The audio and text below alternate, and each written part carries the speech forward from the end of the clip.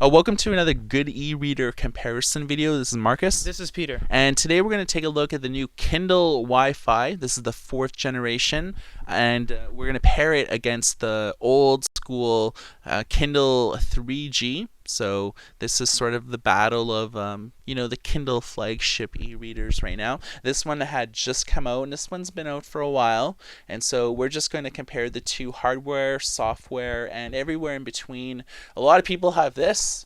Not very many people have this because it just came out really on Friday. So we're the first e-reader news source to really do this comparison as well as full reviews. If you want full reviews on this as well as unboxing videos, check out our YouTube channel at youtube.com/goodereader, all one word, or you can check out our blog at goodereader.com/blog. Let's take a look at the hardware first and the things that make it differently. If you look at the bottom of the screen, you see micro USB as well as power button. This power button is different because it's a press button versus the older Kindle, which is a slider button. As well as you notice, the old one has 3.5mm headphone jack and volume up and down. This has no headphone jack or no volume or speakers because this one has the inability to play audio of any kind. Let's take a look at the backs of the device and just kind of see where the differences are. You can really see that this one is a lot smaller and a lot more portable. Big Kindle logo. You don't really... Tiny logo there. Yeah, very tiny. Speakers, no speakers, same FCC type of stuff. Let's check them out on a side-by-side and see exactly how thin they are. You can see that the new Kindle is razor thin, and the older Kindle is a little bit more fatter, as they say. And that's mainly because there's a lot more underneath the hood. You know, the 3G modem as well as the audio capabilities and so on. Yeah, it's just stacking them on top of each other. You can really see the difference there. It's pretty much smaller in every way you can think of. Okay, so they both have the page turn buttons, left, right, right, left. If you look at the main buttons here, you see there's a big keyboard, no keyboard at all. It pretty well has the same kind of D-pad almost. All the buttons are actually smaller, so the home button, the settings button, and so on are way smaller than here. You can see that they're just little circles versus bigger circles here. Yeah, definitely. This guy is now being called...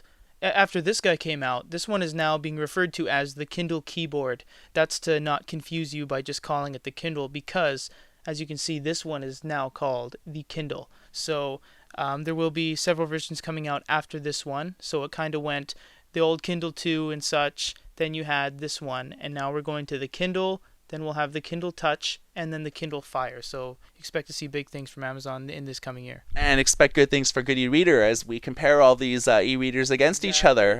Holiday season, Black Friday is coming up soon, so a lot of big shopping season. So we will definitely pair this off against and compare it against all the other e-readers on the market to give you an indication on what is better. But for all purposes today, let's take a look at the software side of things. This Kindle actually has a new firmware version. This one is actually running a Kindle OS 4.0, whereas this one's running a Kindle OS 3.1. There's a lot of differences in terms of the settings and menu options, and we'll show you all of that in a moment here. But the main difference is the operating system. So you can see here that there are a number of options. Device language. You can see here that let's just take a look at the first page and we'll work our way up. Exactly.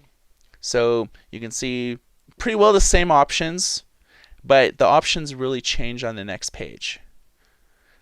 Device language. This is really tailored towards international markets. Amazon has opened up ebook stores in some European markets, and they intend on opening them up in all the major markets from like the UK, Spain, France.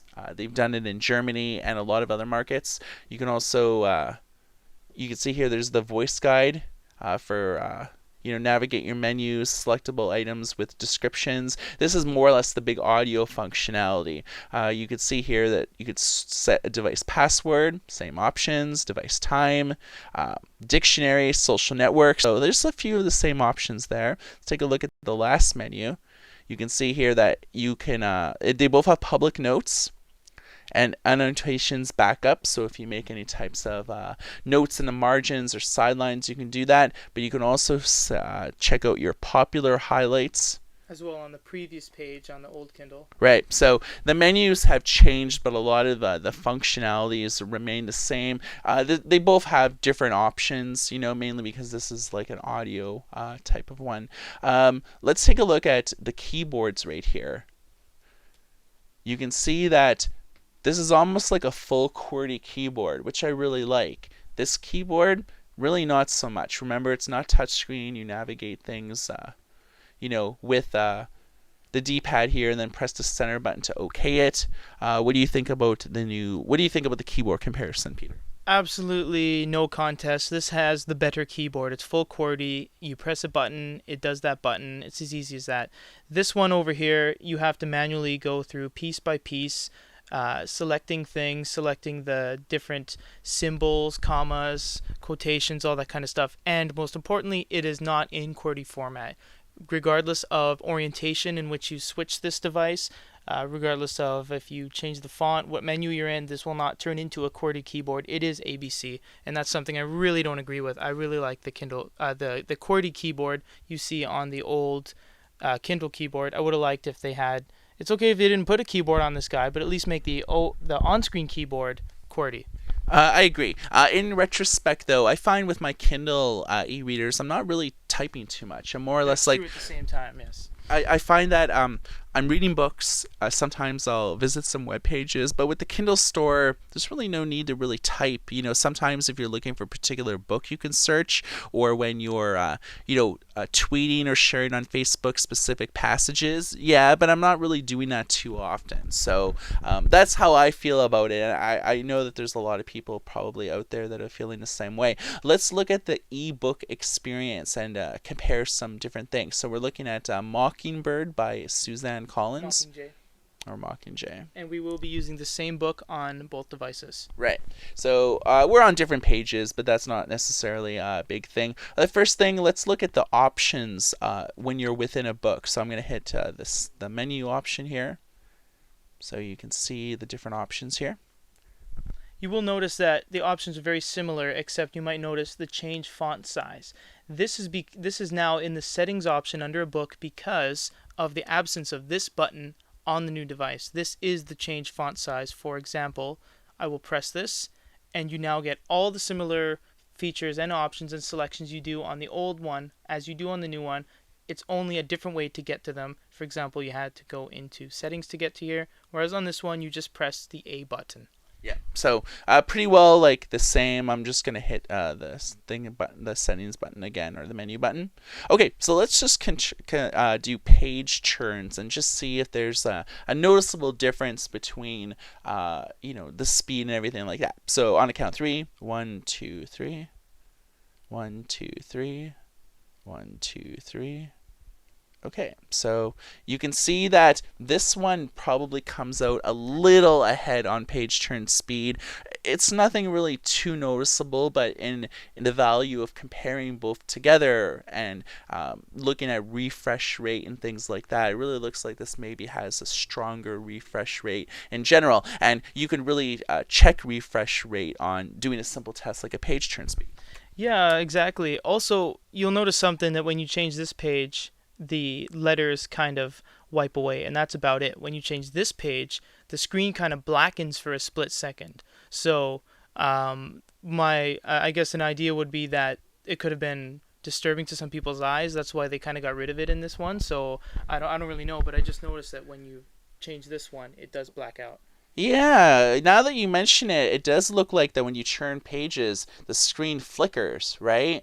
And it could potentially send people into seizures, or is which is probably why you can see it does it sometimes on chapter refreshes. I think it does it maybe like every 6 pages, or Yeah, it looks like every 6 pages because it's the way that e-ink handles the refresh rate. Exactly. They probably reduced it due to the upgraded firmware, the software that it carries. But obviously, that's just us kind of guessing here. But that is something I noticed, that every page this would flicker. Okay, so let's next check out the Kindle store experience, and if there's anything that is different between here. It looks like a lot of the same options. Hey. And a very obvious thing that you'll see on the Kindle keyboard that you won't on the Kindle is audiobooks, because this doesn't have any audio capabilities at all. As well as we won't probably go into this because if you have a Kindle, you've probably checked this all out. But of course, newspapers, magazines, Kindle singles, blogs, as well as New York Times, Kindle bestsellers, and a ton of other options here. So there's definitely no shortage. Let's just hit the menu button here and see if there's anything that's different here. That's almost identical. Yeah. So of course, wish list. This looks like it has your recent history, which is a new option. But aside from that, you can check out blogs and everything else. So if you don't like the main sort of option here, you can do some quick searches and say, look at newspapers. So I kind of dig how this is really quick. Of course, this is the 3G model, but we are connected to the same Wi-Fi network, and that's just to make sure that all the tests that we're running in terms of like load speeds and things like that are all working on the same network at the same time. There's really no advantage that these devices have. The last thing that I want to test out is web pages. So we're going to go down to experimental. I just want to say that's after, however, this is the fourth generation of Kindle e-readers, and I don't know why they're still calling it experimental. They probably just got into a habit of calling that after the third generation.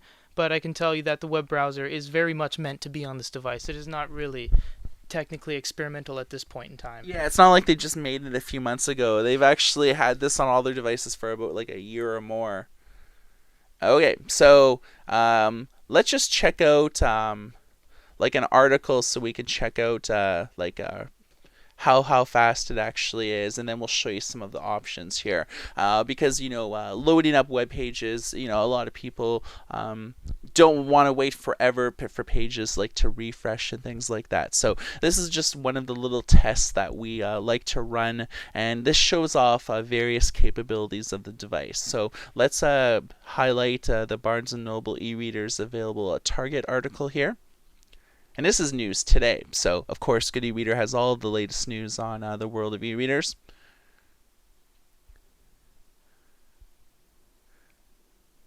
Looks like it was going... I overshot it, and of course, without it being touchscreen, you can't quickly navigate to where you want to go, so I'm just going to have to give it a second here. I can come down to you.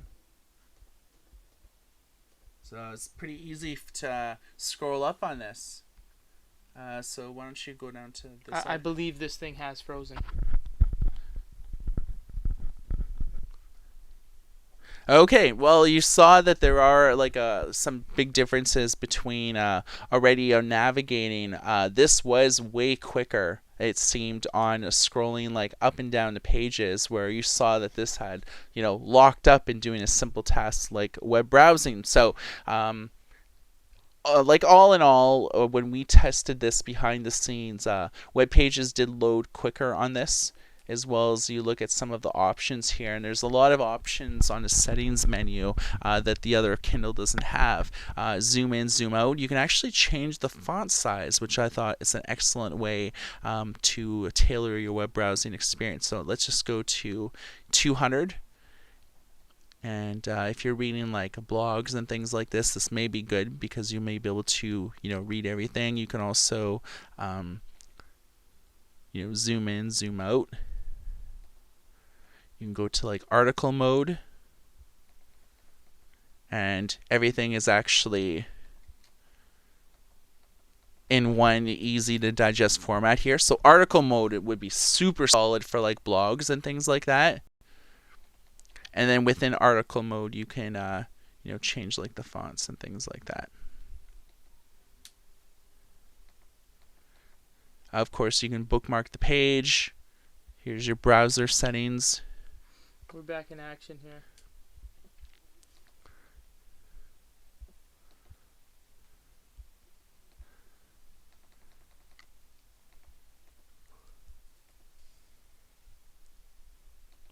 Okay, so I'm going to get out of, going to kind of zoom out right here.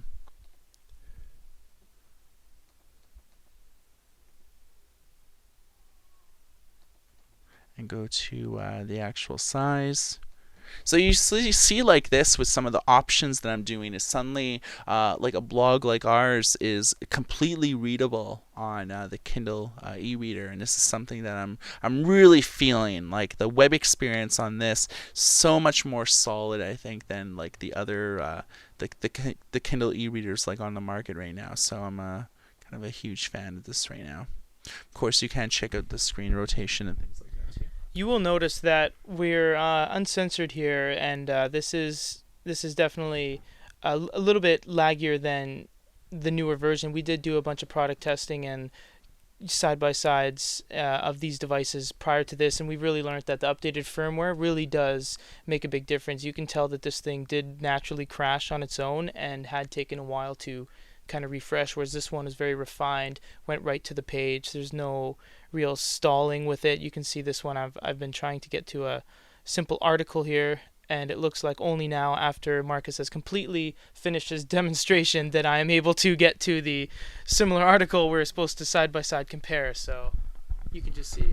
Yeah, so I mean, you can see for yourself this one's way more solid for the Definitely, web browsing definitely. experience. We don't really have to complete the test because you pretty well have seen everything for yourself. So to wrap up, I think I'm a huge fan of the new Kindle. The portability and form factor being slimmer, the web browsing experience being more solid, as well as just the overall experience.